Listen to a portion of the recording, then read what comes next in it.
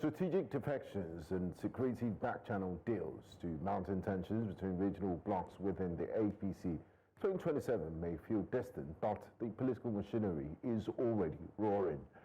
With Tinubu navigating turbulent waters and the opposition forging coalitions, the landscape is shifting fast. Multiple defections into the APC are raising eyebrows. Everyone wants a piece of the ruling pie, but come 2027, how many candidates can the party realistically take out without combusting? And then there's another puzzle. Buhari's mass base in the north feels unclaimed. Or did Alhaji Atiku Abubakar claim that? There's been, of course, whispers of resentment towards Tinubu's presidency. And is this lingering? Is the APC slowly losing grip on its northern muscle? Meanwhile, outside the APC, opposition coalitions are consolidating. New alliances, joint declarations, and subtle threats are, of course, brewing. Is the party's confident exterior just a mask? Well, joining us for this discussion is the chieftain of the All Progressives Congress, Mr. Adamu Garba. Good morning. Thank you very much for joining us. Good morning. All right, so many questions to ask, but let's talk about the defections. We've seen a lot of major defections into the APC, but are there concerns about the risk of overloading the system with too many power centers, too few positions? Would you worry about the possibility of internal frictions? Yeah, naturally, there are going to be some tension, because if you look at most of the states where we have defections, especially Delta State and Akwa Ibom State, they came into the APC, which is a very good welcome development, by the way, but there are also existing APC members in those states. So there is need for consolidation and conciliation, because they fought against each other in the previous campaign, and now they are coming together as a team. And you know, this tension and collusion due to campaign may likely give rise to some challenges in between them. So now that they are together, there must be need for proper consolidation so that the existing members within the APC doesn't feel alienated by the coming of the executive authority that are coming from the PDP into the APC. So all those things are required to be fixed, and that is why we keep advocating that let there be a strong leadership of the party so that it can be able to consolidate and unite the forces in the party as we get so much defection from the opposition party into our party. Otherwise, it may likely be, instead of a net plus, it may be net minus, and we don't want it to be a net negative. So it has to be a positive on our ledger. You did talk about this mass defection into the APC. And at some point, you also refer to them as sycophants.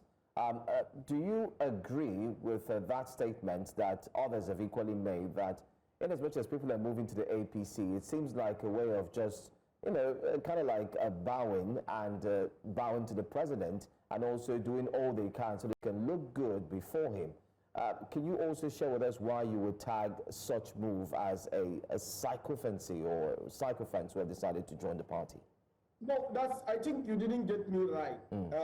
I didn't say that the people moving from the, of course, opposition party into the APC are on the basis of sycophants. You know, what I was saying when I mentioned the sycophant issue was that we are having a defection from our party to the new coalition of ADC, especially in northern part of Nigeria.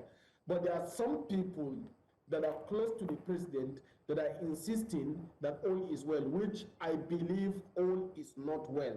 And that is why it's important to sound this alarm, because we know who the president is.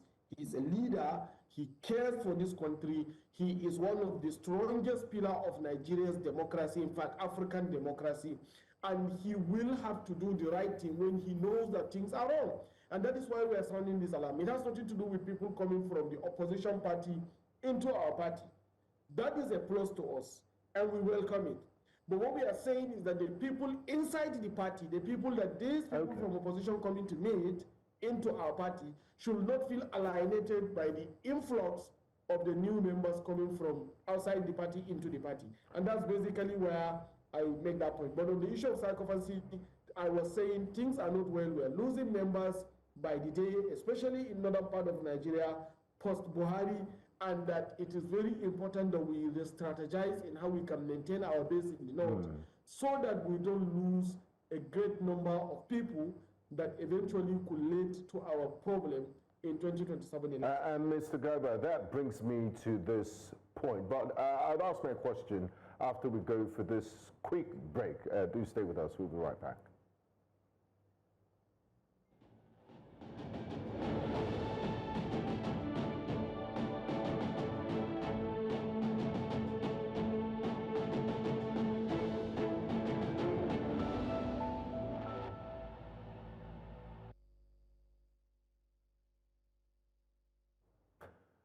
You're welcome back. We still have Mr. Adamu Garba, chieftain of the All Progressive Congress, with us this morning on Breakfast Central. Thank you for clearing the air on that. We just to follow up on some of the things you highlighted. You said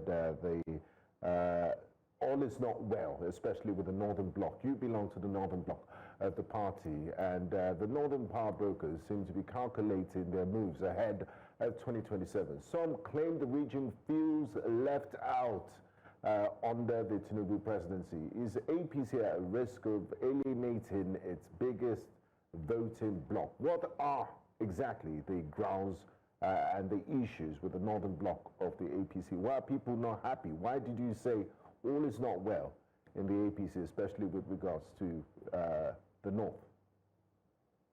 You know, the traditional belief in the North is that once somebody at the helm of affairs is not from the North, then there is this perception of alienation. So what you do if you are from the South is to consistently communicate and clear the path that there is no alienation. And based on the current order, there is actually no alienation. It's all based on perception. But communicating the flow and the inclusivity of the current government to the North is short. And that is why they are feeling alienated. Number one. Number two, you have the strongest pillar of Northern APC in late former President Muhammadu Buhari. May God rest his soul, who died recently. And with his loss, he has a teeming supporters. And when you calculate it, since the time he was involved in politics, he consistently bring about 12 million votes. In 2023 election, we lost this through 12 million votes. We only got 5.5 million votes. And that is not really good for us.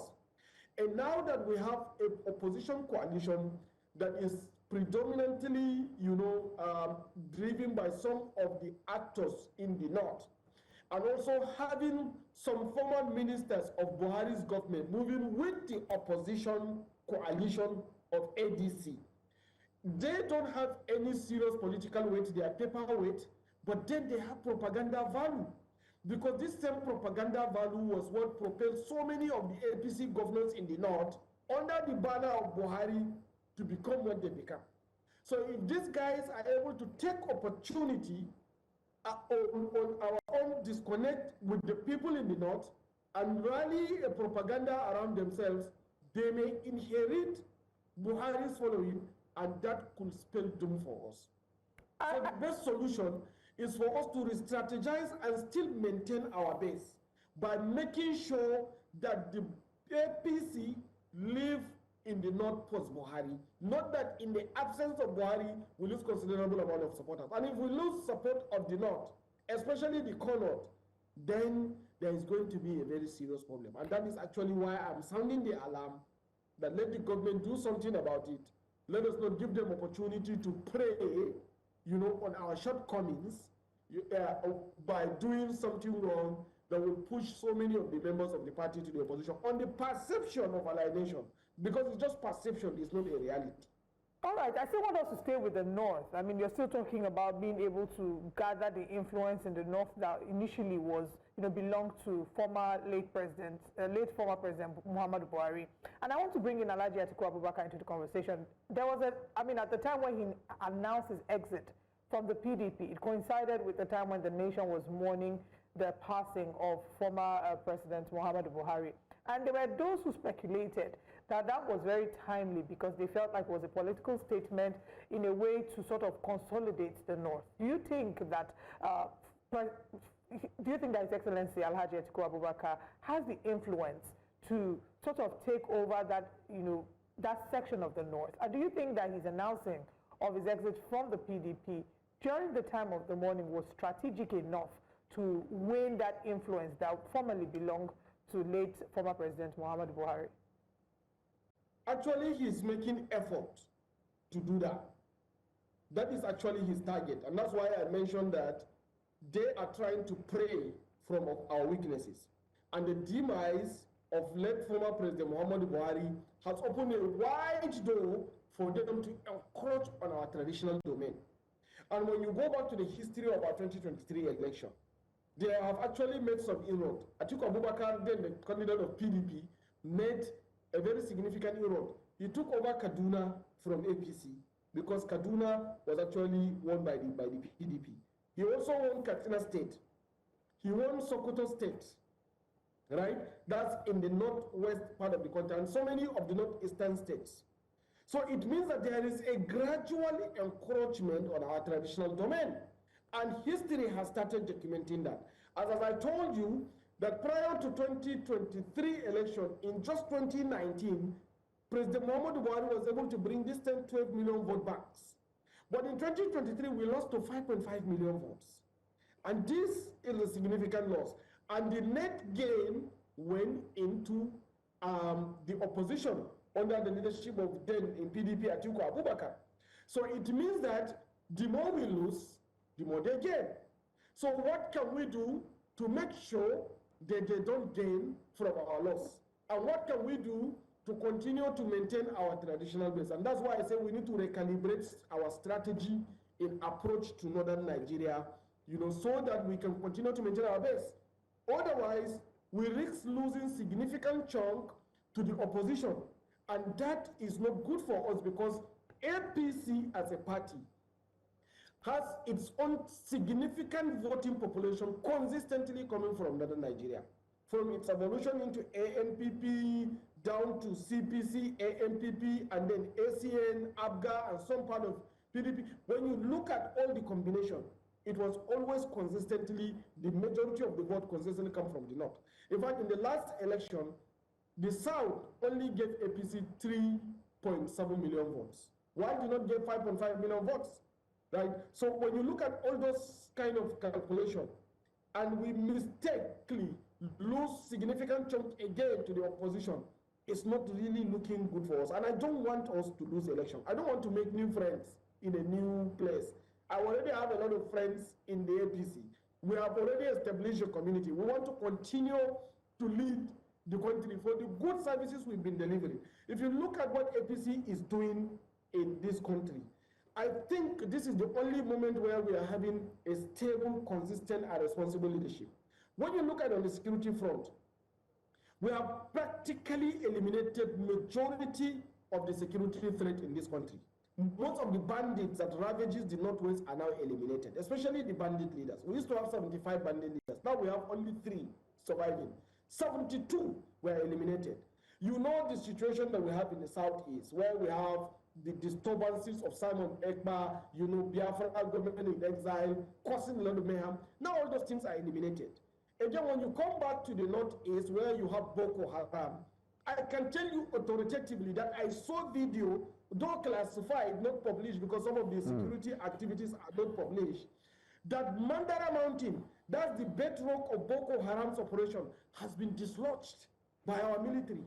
As I'm talking to you now, a lot of operations are being done to make sure we recapture Sambisa Forest. A whole mighty Sambisa Forest is now going to be captured by the APC. By the APC government under the leadership of President Muhammadu Buhari, and then under the guardianship of Maladu Ribadu in NSA. So a lot of effort have been done to fix our security issues. When you come to the economy, people think that the hardship we are facing today, is not done by the government. The government knows.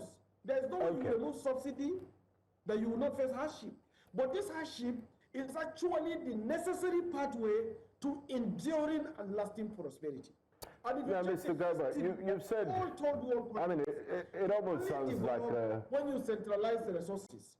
So what we are trying to do in the APC is to centralize the resources so that you can have equitable distribution for effective development. I guess the voters will decide. And you've mentioned all those great things that the APC is doing, but at the end of the day, you need to convince the voters to get on board and to vote. Now, that brings us to the talks of strategy.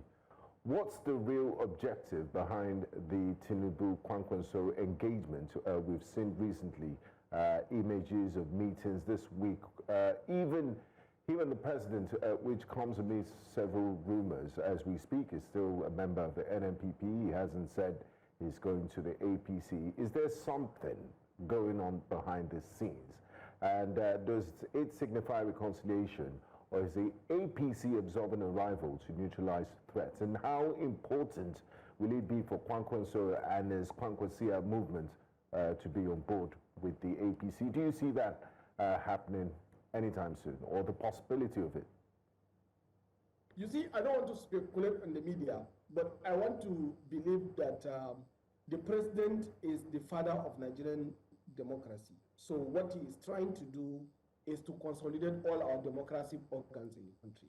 If you see so many, because of this his approach, the rapprochement, you have seen even sitting executive governors in some states within the opposition party, the PDP, are coming into the APC.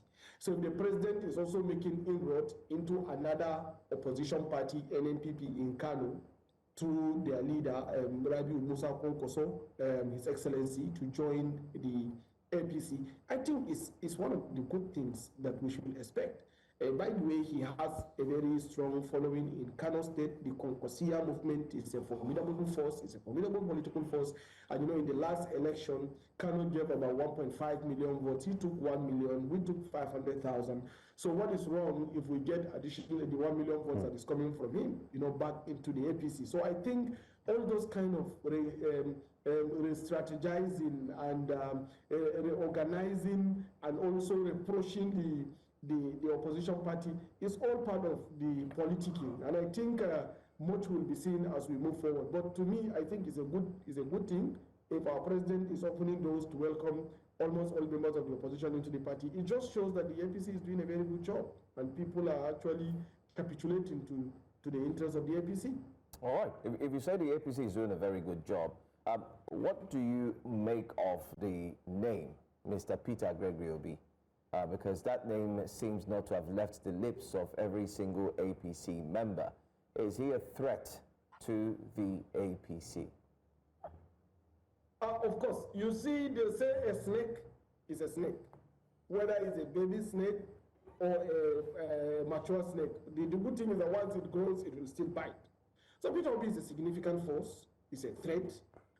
He has a massive following, almost like a cult online following, the obedient movement that is acknowledged globally, and that they are determined, right, and they are very organic.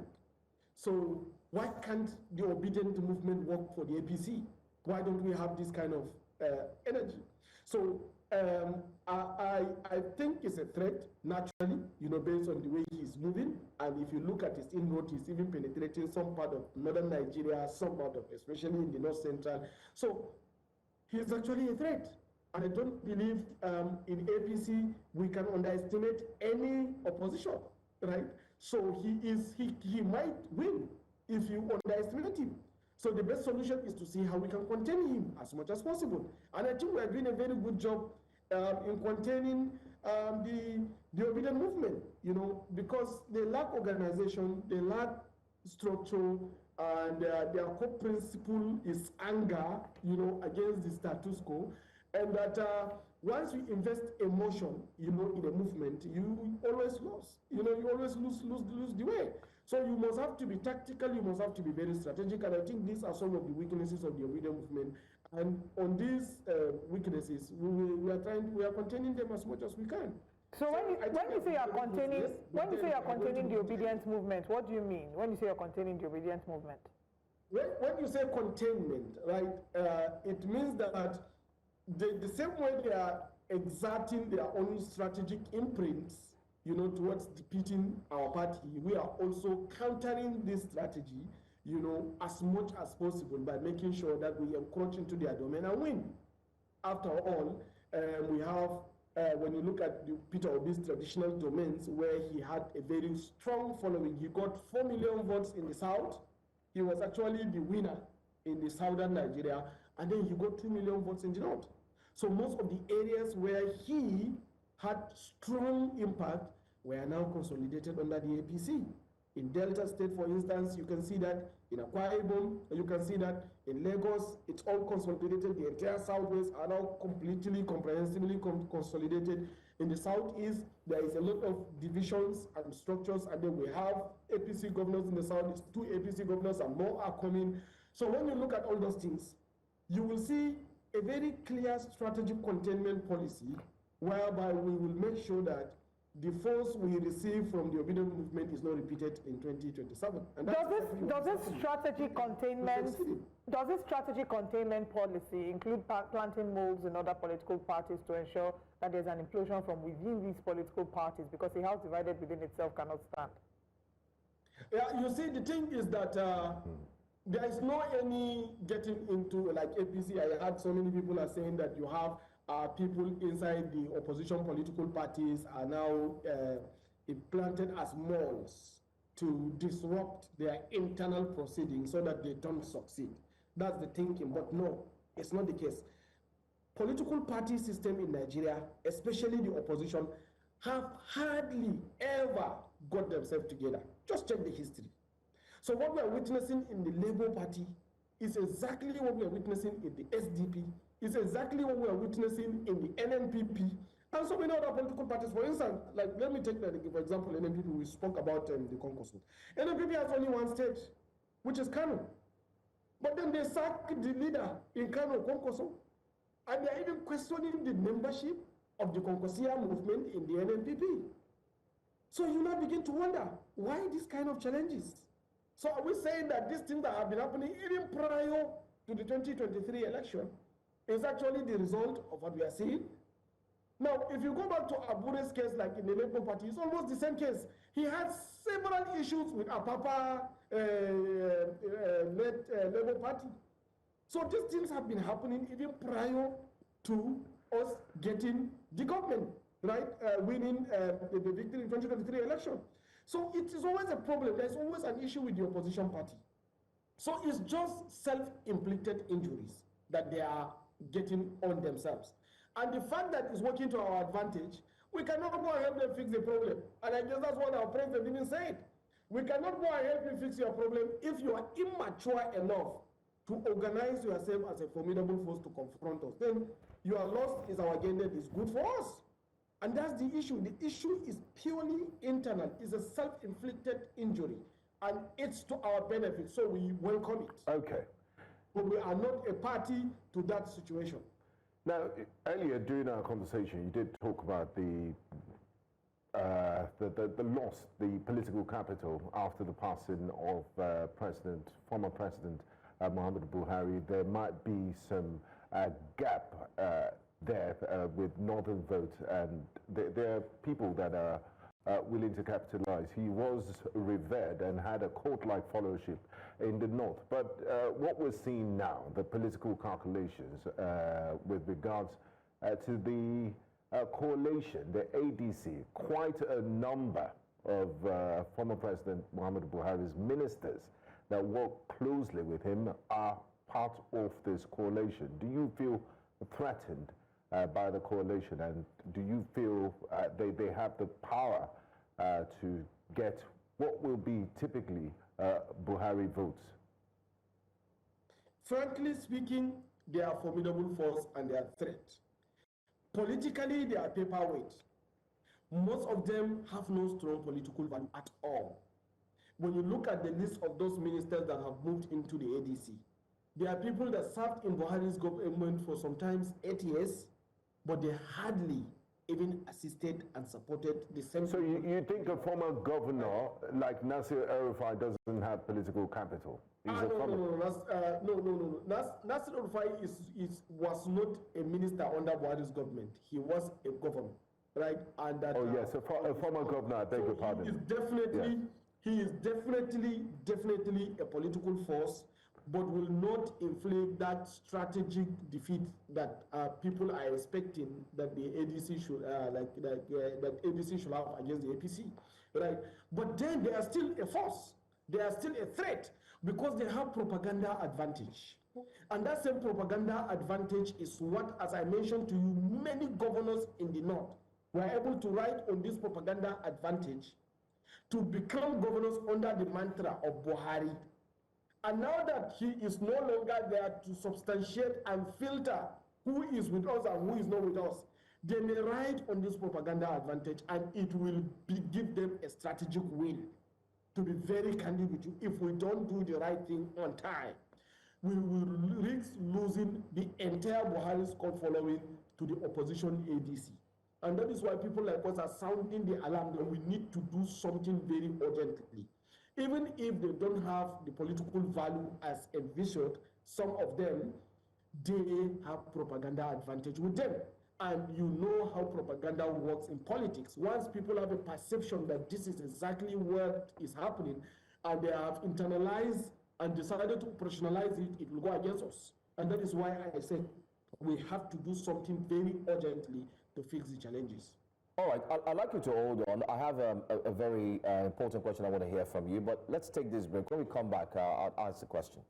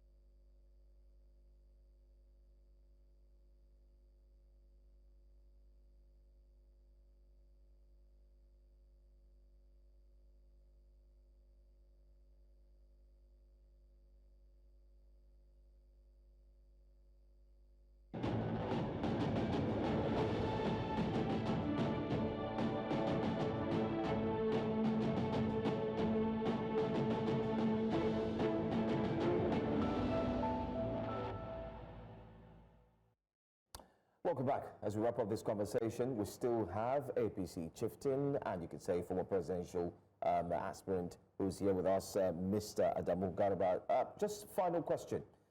Can you confirm to us if the rumors that we do hear that you'll be having the Minister of Humanitarian Affairs, who joined us here yesterday, will become the new chieftain of the chairman of the APC? I think that will be confirmed by the National Executive Committee, but overwhelmingly, it's looking more likely that Professor Nantawe Goshe Ilwatda may likely emerge as the next APC chief. Willing to capitalize. He was revered and had a court-like fellowship in the north. But what we're seeing now, the political calculations with regards to the coalition, the ADC, quite a number of former President Muhammadu Buhari's ministers that work closely with him are part of this coalition. Do you feel threatened by the coalition, and do you feel they have the power to get what will be typically Buhari votes? Frankly speaking, they are a formidable force and they are a threat. Politically, they are paperweight. Most of them have no strong political value at all.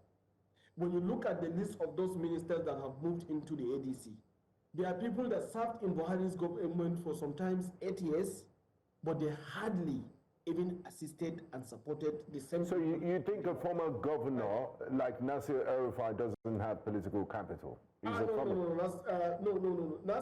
El-Rufai was not a minister under Buhari's government. He was a governor, right? And that, yes, a former governor, I beg your pardon.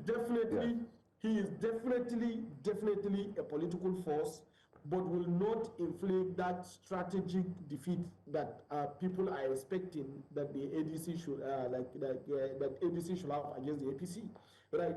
But then they are still a force, they are still a threat because they have propaganda advantage. And that same propaganda advantage is what, as I mentioned to you, many governors in the north were able to ride on this propaganda advantage to become governors under the mantra of Buhari. And now that he is no longer there to substantiate and filter who is with us and who is not with us, they may ride on this propaganda advantage, and it will give them a strategic win. To be very candid with you, if we don't do the right thing on time, we will risk losing the entire Buhari's cult following to the opposition ADC. And that is why people like us are sounding the alarm that we need to do something very urgently. Even if they don't have the political value as envisioned, some of them, they have propaganda advantage with them. And you know how propaganda works in politics. Once people have a perception that this is exactly what is happening, and they have internalized and decided to operationalize it, it will go against us. And that is why I said we have to do something very urgently to fix the challenges. All right, I'd like you to hold on. I have a very important question I want to hear from you, but let's take this break. When we come back, I'll ask the question.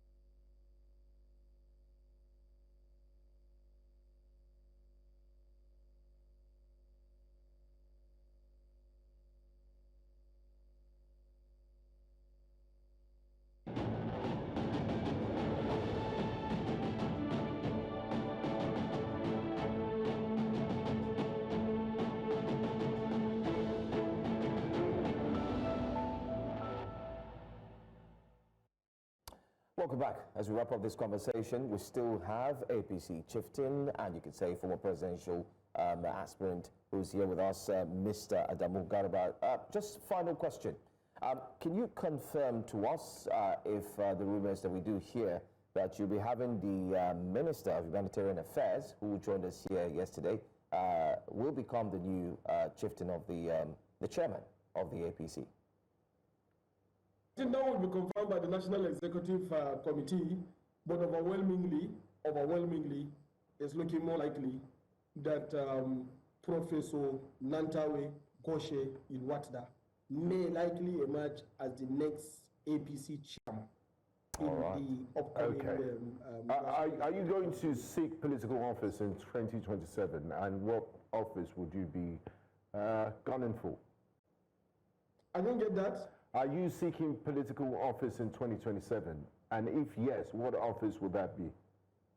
Frankly speaking, I believe that it is the turn of the South, so I am from the North. So let the South continue and finish. Let Asiwaju Bola Ahmed Tinubu finish his term, 2023, 2031. That's my position. Okay, thank you so much. I mean, having said that, we can conclude that you're only interested in the highest office in the land. Thank you.